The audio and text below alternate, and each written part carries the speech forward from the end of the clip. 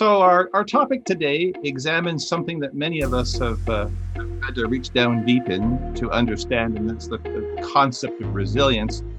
I've often said that resilience is a little bit more than just bouncing back in life. Over the last year and a half, my business has basically been put on a shelf like so many business owners.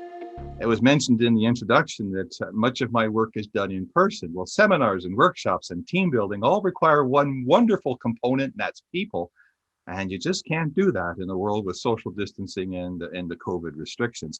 So I have pivoted to the world of webinars, and I'm enjoying the experience. And I can see a part of this being a part of my business going forward.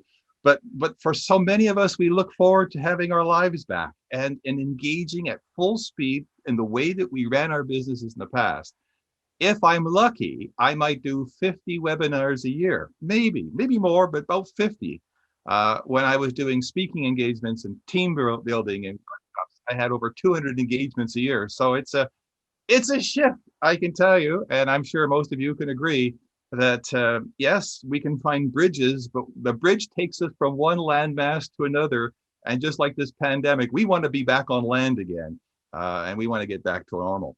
First, three things I believe, and as I do this particular webinar, I'm thinking to myself, I could only really speak to this topic unless I thoroughly believe these three things. And the first one is, and I think I've mentioned it, we have an immense desire to come back to our lives. I've talked to my friends, I talked to my family. People all over the world have been basically put into a hibernated state. Can we agree? This is not a normal time. And for our lives, we've never had this experience. And hopefully, and with good wind and good wishes, we won't have this experience again. But we have an immense desire to see our lives and our communities return to normal. Circa 2019 or circa 2018. Do you remember not having to put on masks, not have to stand in line outside, never heard the phrase social distancing? And here's a word that they can ban from the English language: lockdown. I don't want to hear the word lockdown again, ever. It's with just so many things in our world, we have an immense desire to see. So the first thing I believe is we want it, your customers want it, the world wants it, and I'll be making mention of that throughout my presentation. The second thing I believe is that we're going to bounce back. We're going to bounce back. I've been reading countless articles from economists from around the world in different countries.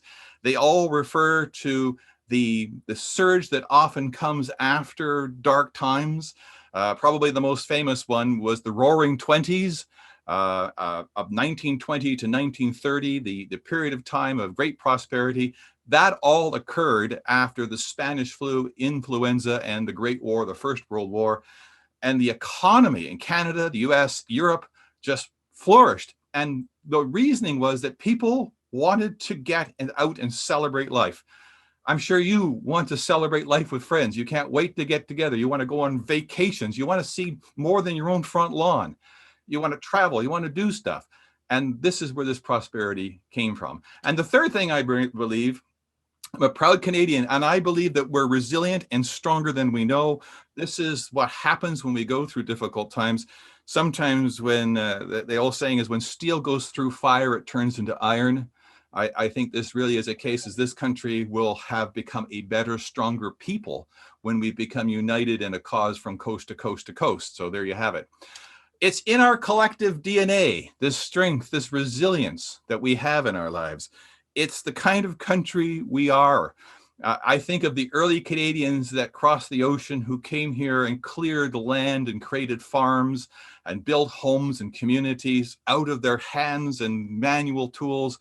They were a strong people, and they didn't live long lives. They lived hard lives to give a life to their children, and so on and so forth. So we are resilient as a country. We've always been a resilient group of people. And I think we know something about resilience. We know what it is to face the difficult and challenging times. I've met a lot of people over the last year who have told me that this COVID-19 is nothing compared to a family that's going through grief. It's nothing compared to going through cancer treatment. It's nothing like going through financial hardship on a level that we can't imagine.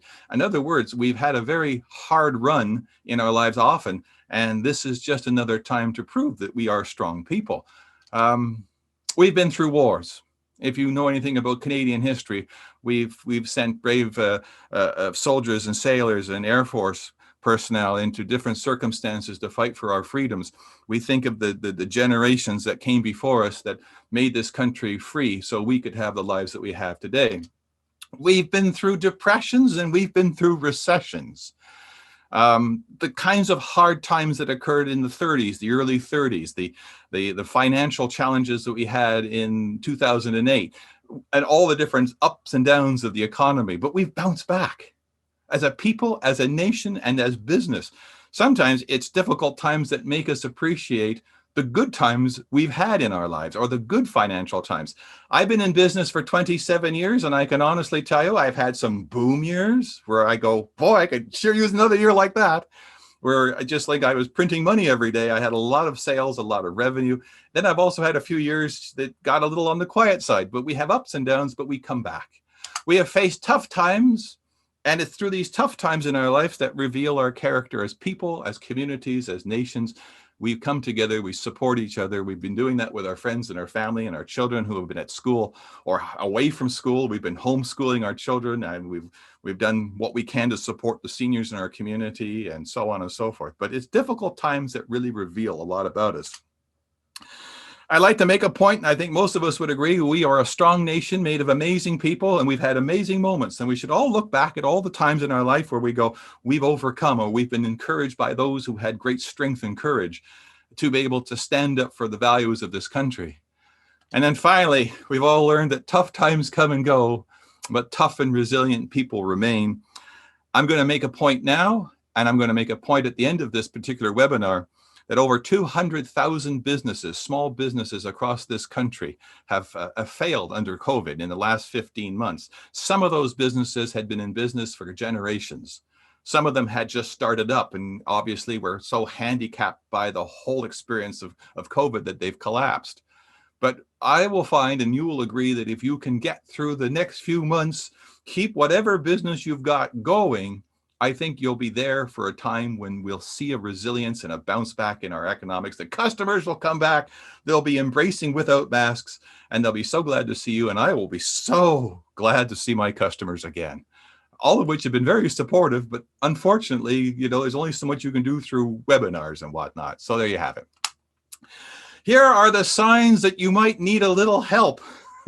Well, the thing about the last 16 months is that our mental health, our mental wellness, our sense of security has been shaken. According to countless surveys, and they seem to show up on the news from time to time, that over half of the Canadians, and in certain segments of Canada, like seniors in particular, our children are suffering. There's been some staggering surveys on the mental wellness and mental health of children, with 2 out of 3 children reporting that they are unhappy, they're stressed, they're depressed, they're anxious. All that is going on because they miss the social time with their peers, their children, friends, and so on and so forth. But we've seen toughness. We know this has been hard on our collective mental health, and with all this uncertainty. And that's the thing. This particular pandemic has gone on and gone on and gone on. It's like running a marathon. Here's the example. I was on a radio station recently talking about this pandemic and the stress it's had on us and the anxiety it's generated. The analogy I use is, it's like we're running a marathon, but the finish line keeps getting moved farther and farther away. We find that, okay, we've come through this period of time. The numbers are starting to drop. We can reopen the economy, and then the numbers go up and we close down the economy, and the finish line gets farther and farther away. It's the uncertainty, it's the anxiety, it's the financial pressures. It's wondering enough if you're going to get there. And it's even harder, I think, on the sole business owners, the entrepreneurs, the small businesses, the business people who have so much tied up in their small business. And have gone into immense debt in some cases just so they can keep their business going until they can get the doors open again. And even then, it's going to take years of paying off debt to pay for the last 18 months of being closed down. So there's that. Stress, and I will just talk about it briefly in my webinar, is our physical, mental, emotional response to a perceived threat or challenge. Well, this pandemic has been a stressor unlike any other stressor, because it has had a universal effect on all of us. And it is something that we have no control over individually. We have to go with what the conditions are, and the conditions seem to change. But the thing is that we all handle stress differently. There are some people who have been very devastated by the social isolation, not being able to get out and do things and have friends and travel, and they've been very closed in their lives. And others have, well, I use the analogy that some people have found a way to roll with the punches, as it were. Yes, it's been difficult, but they've been able to focus their energy, effort on times on other things in their life.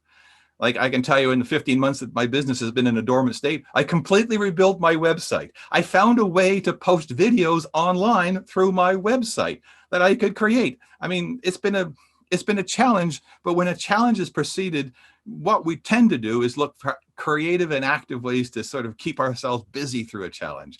Here are the list of typical work stressors, life triggers, and so on.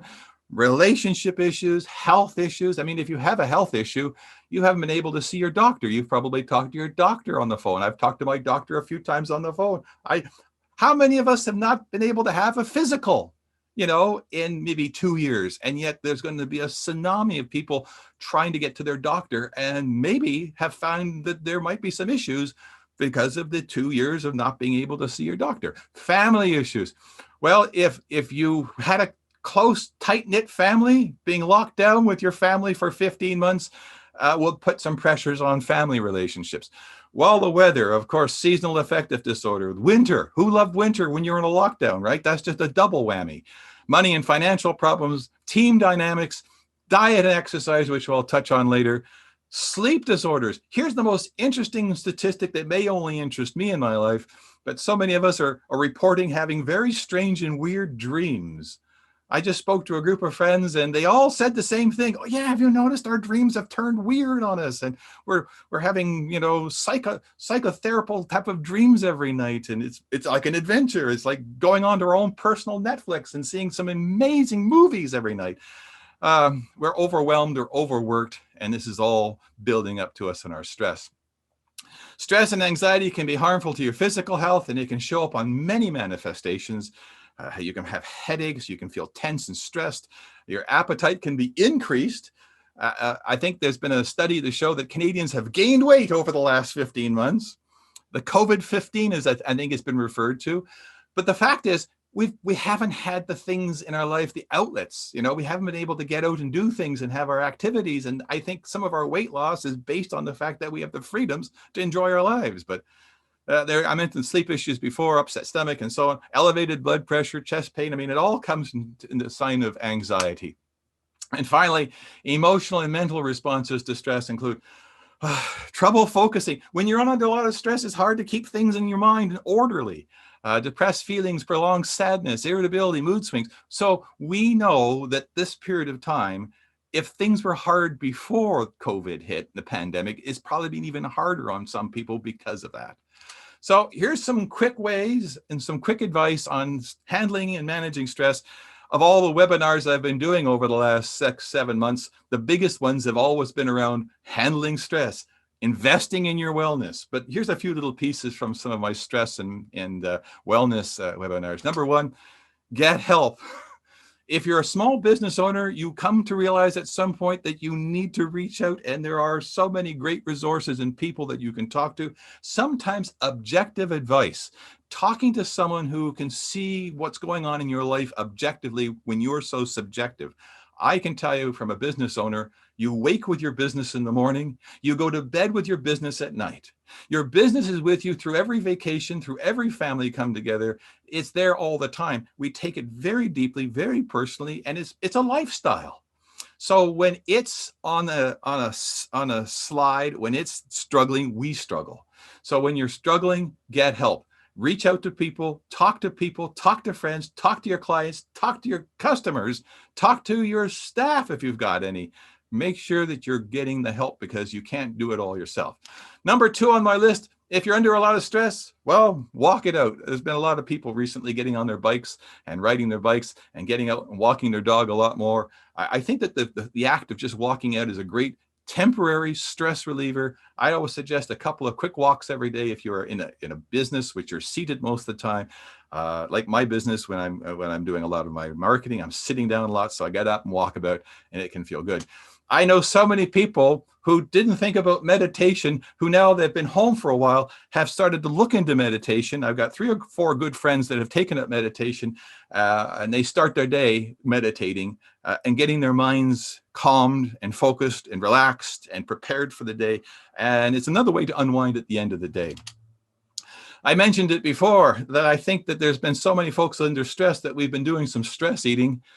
When we're under stress, we tend to reach for comfort foods. And unfortunately, salad is never considered a comfort food for so many of us. So we have maybe slipped a bit on our diets. So probably my advice, if you want to get feeling good about yourself, take a hard look at what we fuel ourselves in our lives, making sure that we are eating well, making sure that we don't skip the meals, and understand what stress eating can do to us. And number 5, well, coffee is the fuel that runs business, but sometimes we overfuel ourselves. There's been a lot of studies about anxiety, that too much caffeine can have an impact on feelings of anxiety. Also, ditto with alcohol. Too much alcohol can also affect you. So just take a look at your consumptions on those 2 areas, because I think that sometimes when we're under a lot of pressure, or we feel that we need some way to get going in the morning, we can overdo that. All right, understanding fatigue and making a plan of action to mitigate it. Well, we've talked about COVID fatigue. If you're like me, we're probably sick and tired of seeing the news conferences every day on the news networks where government officials give us updates on vaccines and on COVID reports and all this. And our news is always populated with news about COVID and vaccines, so we're tired of it. So here's a few things you can do to sort of reduce that fatigue that you may be feeling. Number 1, change your scenery. A change is as good as a rest. It's an old English proverb. I like what Oliver Wendell Holmes once said. He said that the best thing for the inside is the outside. Now, that means that probably the best place you can put yourself a couple of times during the day, again, is outside. And if you can get away from it, but, campgrounds are now opening again, and people are able to travel a bit farther from home and be able to see a few scenes. I think that probably one of the best ways to help you with a lot of those little challenges is to get yourself away from your business more often. If you're a home-based business, get out and make the most of your weekends and change your scenery a little bit. Number 2, ironically, one of the best ways to handle anxiety is the paradox of getting busy, getting active in life, getting moving in life. This is a great way to get over fatigue. And you would think that resting would do fatigue, but no, I think sometimes that if you get yourself busy, you want to do more. I've often said in my time management workshops that if you get up in the morning and you set a plan to do 3 things in the morning, you'll be surprised how much more you get done in the day. If you don't get a good start to your day, you find that at the end of the day, I didn't get as much done as I thought I was going to do. So get busy, get active. Number 3, eat and hydrate for energy. Pay attention to, again, your eating habits, because again, it's taking a lot out of us. If your fatigue can be from the fact that you eat at different times, or you might be eating things that may not give you the energy to get through your day. I wanted to share this with you. I just read a book, and I don't know how many of you still flip open books anymore and read them, but this book is called Sacred Rest: Recover Your Life, Renew Your Energy, Restore Your Sanity. And it's by Dr. Sandra Dalton Smith. Now, this is in the handout, so you'll be able to get this title in the handout when you download the handout. It's an excellent book because it makes a distinguished difference between sleep, okay, and rest. You think rest and sleep are the same thing? No, she makes a very good argument. And I'll give you 7 of the rests that she talks about in her book. And they are in this order. She talks about active rest, restorative activities such as exercise and stretching and mindfulness and massage therapy, anything that helps get the body working well. She talks about mental rest, learning to rest the mind from the constant thinking and worrying. I think a lot of worry has gone on in the last 15 months, and our minds are preoccupied thinking about where we are and where we're going to go and what might happen and what might not happen. Mental rest is understanding that you have to rest the mind to rest the body. Sensory rest, boundaries around our online consumption. I don't know. My day starts off about 5 o'clock in the morning when I reach for my phone when I'm in bed to see what happened overnight. Then it translates going into my office when I turn on the screens of my computers and I look at those squares all day. And then at lunch, I turn on the TV to watch the news. Then I come back to my computers and I look at screens again. And at night, I stream video. So we're constantly in front of technology. She makes the argument that maybe we're too much in front of technology, like right now in a webinar, right? So all this is going on. Creative rest, create engaging artistic activities, creative activities, things that allow your mind to go in a different direction other than work itself, recreative activities, something that allows you to use the mind in a creative way. Emotional rest, where you realize it's not okay, or it's okay. You don't have to please everyone in your life. You have to look after yourself. It's not about making everyone happy in your life. It's about realizing you have your own emotional needs. Social rest. This is the most interesting part of the book. It's about looking at the relationships we have in person and on social media, those that revive us. She used the word people that revive us, we love connecting with, and those who exhaust us. And we all know who they are too. And then finally, spiritual rest, a sense of belonging, love, acceptance, and purpose in life. Some sense that there is more to just the business side, that we are connected to something bigger in our lives. So that's in a book. So that was my little segue into a nice read if you're looking for something for the summer. All right, from acceptance to taking action. I'm reminded of the old saying, and by the way, I think a lot of resilience is about this. When life hands us lemons, we make lemonade. That's what we're doing right now. If you're a smart business person, you're starting to realize that we've been handed a very difficult hand in life. And we can do one of two things when this is happening. One is that we can be frustrated and grind things down and slow things down and feel frustrated that we're not getting what we want. Or the other is we look to pivot our businesses and try to find a way to emerge from this bigger, stronger, and better than before. So there's an old saying that in life and in business, it matters less in terms of what happens, but how we respond to it. I show you a picture of a restaurant here that's on fire. This restaurant burned down here in London, and then the owners said, we are going to rebuild. And it must be something to come up to a building like this in the middle of the night, get a phone call from the fire department or the police department, whoever called them, and say, you got to come down and attend your premises. And then it must be something to stand there and going, there's jobs, there's our customers, we want to get back in business. So what do we do and how do we do this? And you begin a course of action. You get busy, you make phone calls, you start to look at the process. And you know the process is going to take time. There is no instant recovery in life. All recoveries in life take time. I like to think that resilience is about moving on from whatever situation we find ourselves and doing something that moves us forward. Rehabilitation after an injury or some kind of a challenge in your life, where you learn to use the muscles again, when you learn to get your strength again, when you learn to get back on your feet again, that every little step takes us one step closer to victory. Now, I wanted to talk about self-care, because if we're going to be resilient in life, we have to examine the issues around self-care, looking after ourselves. Because again, we're athletes running in a race that has no finish line. Except we know that there is a finish line, and when we want to get to that finish line, we're going to want to do it in an energized way. So here's a few practical principles of both physical self-care. Again, focus on what you eat, making sure it's balanced, make sure you get the exercise and recreation that you enjoy. Medical care for prevention. Again, it's going to be hard to see our doctors, but get back to seeing your doctors. And sufficient sleep and rest. And I just mentioned the piece on understanding the difference between sleep and rest. There's emotional self-care, paying attention to how you feel. I'm going to tell you something personal. I'm a motivational speaker. It's my job to speak to 20,000 people every year and make them feel better about their circumstances. But I can tell you, I have been more demotivated in the last 15 months. And it's an interesting journey to realize that you're not where you want to be and you are in a repressed mode. So you have to learn to understand that there are feelings that you have and that you need to, address that. Making sure you have good relationships. This is the time when we're in difficult times, we really just need to have relationships that sustain us, good friends, good family that's there, and that sort of thing.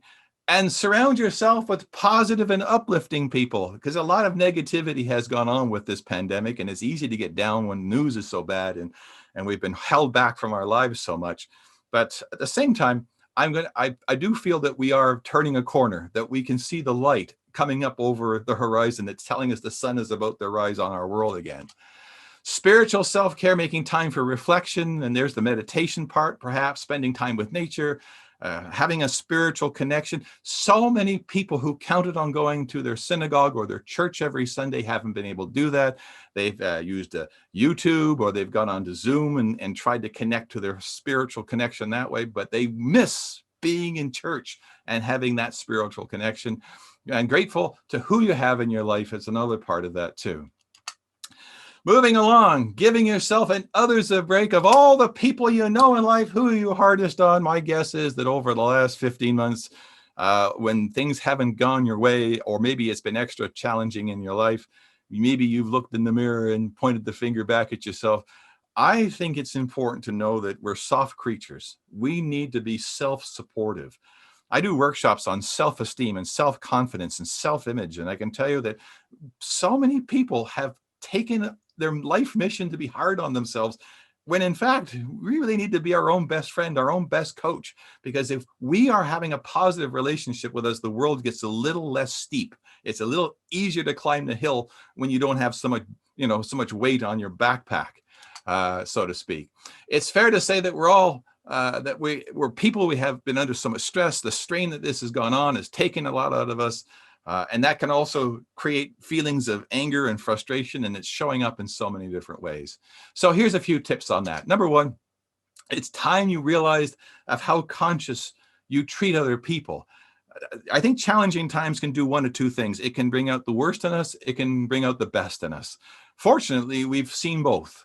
We've had examples where maybe we've had issues where we haven't seen the best in our community emerge in this. And we've also seen the best in terms of volunteerism and people trying to go the extra mile to support their friends and neighbors. But be very conscious of how you treat people. Number two on the list is have a stress relief valve. Channeling your feelings of anger and frustration into something more productive.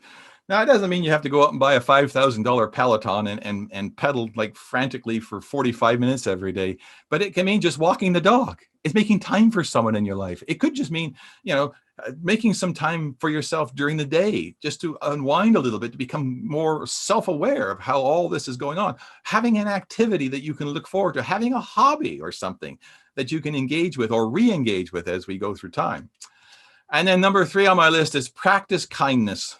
This has been one of my messages in some of my webinars, and I think it resonates with the world that we're in right now. I like to think that we often have no idea what other people are going through in their lives. We have no idea what some of our family have experienced. We don't know what our friends and our neighbors, we don't know what our customers are going through. So kindness is a tool that we can engage to remind ourselves to be better people. And I think it's an emollient in a world right now with so much hardness. How to tap your resilience and grow it? Well, I mentioned the fact that we're always been pretty resilient people. Anytime you've had a cold or a flu is an example of that, right? Oh, you got a cold coming on and I don't feel very well, but you're going to come through it and it'll end. Or maybe the flu goes on for a couple of weeks longer than you thought, but we'll get through that. We are strong. We have that in us. There's an old saying, it's not how far we fall, it's how high we bounce. I think we know about that in this country. We've all had a moment where we've slipped on the ice and snow. And when we fall down, we get back up and we don't want to show how embarrassing it is to slip and fall on the ice and snow. But the fact is that this is what tests us. That's the best part of a challenge, is it usually shows us how strong we really were all along. Resilience is more than the belief that we're going to bounce back. It's faith. It's having a faith. It's looking at the world around us. I mentioned on a radio station recently that I think this country is very well poised to make a comeback, because we are a comeback type of people. We have it within us and have shown it through history. When we've been handed difficult times, we find it as a community, as individuals, as families, to come back from difficult times. So here's my tips on how to develop resilience, the concept of resilience, to be able to shine after a dark time in our lives. On a personal level, I've had some pretty dark times in my life. And when you go through a dark time, whatever it might be on a very personal level, you look within yourself, where's my strength going to come from? How are we going to get through this? Is this something we get through as a family? Is this a more personal, I have to find it within myself to get through this? Here is how we develop resilience. Number one, I'm a big believer in hope and faith. As hard as you work today, you cannot change the reality of yesterday. This has been 15 months, and there's not much you can do to change the 15 months that we've had. But here's the good news. The good news is going forward, we are coming out of the darkness into the light. With every vaccine going into every arm every day, we get a little bit safer. Our society cracks open a little wider. That the world that we once know was going to come back. And this is it. The consensus that much of our economic experts around the world, financial people have looked at this, that we're going back to what I call an economic revival. What gives me a lot of hope and faith is when I see that there is a pent-up spending. I mean, I know so many people have more money in their savings account now than they've ever had in their life because they haven't been able to spend it. They haven't, I mean, we for Canadians, a lot of buying things is a recreational activity. I think it was the number one recreational activity in a survey with Canadians is shopping. Shopping is something people enjoy. They haven't been able to do that in the way other than online, but that's not giving you the same sense of satisfaction as the hunting and gathering of going out in physical stores and shopping in small stores and whatnot. Hope is a good thing, maybe the most important thing on any road to recovery. So I look at the nation I live in, I look at the people that surround me, I look at the people who are working the problem, and I feel that we will get through this. I've said this before, maybe I'll say it again, but this country is too great to fail. And the people within it are too good to let this slip. We will get through this. Now, if you're asking me when, I don't know. It could be another 3 or 4 months. However, I have a feeling that by Labor Day, I think that when the kids are all going back to school, and let's face it, there are going to be a lot of happy children going to school in September and a lot more happier parents waving from the doorstep or the bus. So there's going to be, I think that will be a watershed moment in this whole COVID thing, is when we get schools open again, because that gives us a sense of a normal life. That's part of what the normal life looks like in this country. Develop and cherish your connections. A strong social network of people, whether they're your clients, your customers, your friends, your neighbors, it's important. And also to realize that we are not alone. One of the things that can help lift you up is to lift up others. If you ever meet someone who's going through a difficult time, spending some time on the phone talking with them can make you feel better, because you know you can make a difference even in a phone call or in a communicate through an email or through chat or whatnot. Whatever you use, those connections are important. Re-engage with your interests and hobbies. I'm a landscape photographer. I can't wait to get my tripods out and my cameras and get out there and get some great shots again. Some of those landscape shots you'll see on my website, by the way. But the fact is that, having those interests and hobbies is the recreational part that helps get that recreational rest I talked about earlier. Get deep into planning and manifesting proactivity. Winston Churchill once said, when you're going through hell, keep going. Well, this is where we've been going through. This has been a difficult time, and we need to keep the focus on the road ahead. It might be very easy to think about where we are in the moment, but if you're in a business sense, you're always thinking ahead. You always have to. If you have to order stock, if you have to open businesses, if you're looking at your customers coming back and re-engaging with you, you can't think about today. You have to think about weeks and months in advance. So one of the things that keep anxiety and worrisomeness at bay is planning and working towards those solutions. So right now, I can honestly tell you where I am right now is I'm thinking recovery and reopening and getting back to my business and letting my customers know that I'm there for them and I want their business. If your situation is going to improve, you're going to have to work at it. It's not going to improve on itself. There's an old saying that a negative mind will never give you a positive life. I think if you're a successful business person, you have done some soul searching, and you've come to realize that if you get through this, it's because you can manifest positivity when all around you seems so negative. And we're going to need that going forward. I believe in goals. I think this is a great time right now to start making goals in terms of your marketing campaign, you're reaching out to your customers, how you're going to set up your business, if you're going to maintain some of the bridge activities like, online shopping, online service, delivery, or whatever you've been doing to keep your business going. Is that going to be part of your plan going forward? Are you going to augment that with what you used to do with your business? Is COVID-19 opened doors that would never have opened up to you? In my case, doing webinars, that was the last thing I was thinking about back in 2019 because I had all the in-person events that I could handle. Now webinars are the only way I can reach out to the world.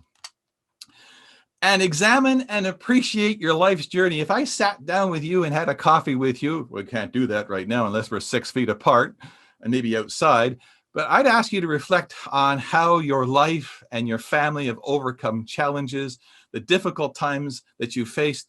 Our survival instinct is always kicked in. We are fighters. We have fought and won battles in the past. That have a conversation with your family. I talk about the darkest and difficult times that they faced and how we've come through that. Inner resilience is how we have bounced back from all those challenges. It's so easy to get down on where you are. You forget that you've been through difficult and challenging times and you've overcome them in the past. So here's what I say: focus or refocus on these things. Number one, focus on what you have in terms of your assets and the people in your life. Assets in terms of what you've done with your business and the business base that you've built around that. On your past successes, how you've overcome past challenges. Focus on what is possible, not on what is impossible, and on where this new road will take you. I'm quite excited about the road ahead. I'm able to reach people in places in this country that I couldn't have done at any time. I did a webinar that had 500 people on this webinar, and they were in Victoria and they were in St. John's. So, I couldn't believe that I was talking to 500 Canadians right across this country from one end of it, and they're all in different environments, under different suns, under different clouds, under different weather conditions, sitting at their computers, tablets, or laptops. And that's it blows my mind. That's the thing about technology, is that as these challenges emerge, doors open for us in life. Resilient people in businesses appreciate their past, the wisdom learned. I mean, we're going to be wiser for this. All of us are old enough to know that we'll likely see another pandemic. This isn't the last one. I mean, you never know what the road will bring. We will learn a lot from this, and we'll be wiser the next time through it. The thing is that this pandemic didn't come with an owner's manual for anyone, from our government all the way down to us. We didn't know what we do. We've sort of had to adapt and adjust and try to figure out a problem and try to appease people, and it's been very difficult, but we've learned through that. The glory in both personal and business resilience is that when we've been tested, we discover this inner strength and this inner determination. I mean, wouldn't it be nice to be born into money? I've often said, well, wouldn't it have been nice to have a rich family? That when you started off in life, you already had enough wealth to be able to start things and get things and have the support. I didn't know any of that. I come from a very blue-collar background. I think most of us have had to start literally with very little and build our empires. And that's a good thing. Because when people hand things to you, we don't get any value from that. But when we work for it ourselves, we know we can get through that. Yeah, if you're a business owner or manager, inspiring resilience in your employees is important, especially if you're thinking how this reopening is going to look, because they've also had a difficult time. If you even have one employee working for you, or even if you've had to lay them off, or you're re-engaging with your staff right now, or looking for ways to work with them going forward, it's important that they also share some of the belief that the future is going to be a brighter place, because that all translates into good customer service. Every business owner, even with one employee or hundreds, certainly realize that a positive attitude is important in their own staff. We've all had to endure the challenges of the pandemic, so making sure that you reach out to them. I just spoke to a group of business owners, and I'd asked them, there's things you can do with your staff. They also have gone through 15 months of difficult times, and they look at their jobs differently. Maybe they're working from home. Maybe they're doing support in other ways. Maybe they've gone from full-time to part-time. There's all kinds of challenges. What have they learned? What can they bring? What lessons can they share with you as you open your business? So here's the 3 things I'd ask you to focus on with your staff. Number 1, sit down with them, say, what are our business strengths? What got us to the dance? and what is going to keep us going forward. What makes this business the business it is? It's a great time to reflect on what makes a business strong, not what makes it weak. We can find out what the weaknesses are, but if you want to motivate your staff, just have them focus on the strengths. Then discuss on what opportunities do you think we can do? Are we going to do a lot more online presence? Are we going to be able to diversify our business by offering other services that we hadn't previously offered? And then what lessons have we learned? What have we learned through all this? And this is when they might say, well, we've learned to be adaptive. We've learned to adopt new ways. We found out that change was possible. Now the road back, re-engaging your customers and reinvigorating your business. I only quote from the best. Arnold Schwarzenegger once said, where the mind goes, the body follows. And to put that in a business sense, it means this. Where the business owner envisions and focuses, that's where the business is going to go. Businesses that are going to open and open successfully are the ones that already envision success. The ones that are going to struggle are the ones that are still stuck in the past or frustrated with the present. So going forward, every business should be promoting a vision of recovery. Those 4 words is what I think we need to focus on as a business owner. What is the world post-pandemic going to look like, and how do we promote it now? Now, on a personal level, I have an action plan, a campaign that I'm working on. I have thousands, and after 27 years, I have literally thousands and thousands and thousands of contacts across the province. And I am going to be promoting its victory over COVID, my friends. We are going back to work. We are going back to business, just like our kids are going back to school. And the time to think about it isn't going to be 5 months from now when it's finally open, is starting to think about the building back process. The concept of being together again with your clients, together again with your customers coming to your business, or you being able to see your customers. Phew, finally, I'm going to wrap it up by saying these 3 things. Number 1, and I mentioned it before, according to the CFIB, the Canadian Federation of Independent Business, in January 2021, the estimate was that there were over 200,000 small businesses. This is in January of this year. We're now into June. 6 months later, I bet the number has increased a bit. Over 10,000 restaurants. And that's sad, because those who work in the restaurant industry, they need 90 to 95% capacity every day just to turn a profit. They can't do it putting food in clamshell styrofoam containers and putting them out the window. They need people. 10,000. I can think of 5 restaurants within a mile of my home here that have struggled so bad that I don't think they're reopening at all. I think they've closed for good. 1.34 million Canadians have had COVID. Then there are the long haulers, the people who will have COVID for years going forward. Over 25,000 Canadians, over 8,600 Ontarians have died of COVID. Going forward, our resilience is in the face of the challenges and adversity that we face. Say a lot about who we are and what we're capable of, that we're going to emerge stronger than ever. So the big wrap up looks like this. Number 1, and I couldn't say this, do this particular webinar if I didn't believe it myself. We know that there's a life at the end of this tunnel. We can see the world opening.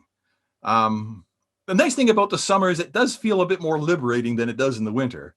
But, again, we're starting to see numbers. The government's going to be reopening. Our stage 1 reopening happens on Friday.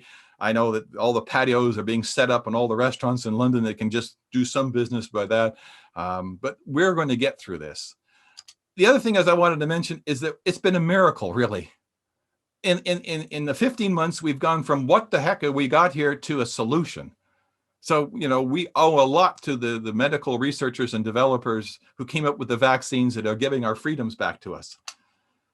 And I wanted to say this for all of you who can connect with this. We owe so much to the essential workers, the people who are in our grocery stores, the people who have worked in our hospitals, the truck drivers, the people working in long-term care and retirement homes that have put everything on the line and sacrificed so much to try to keep our loved ones safe.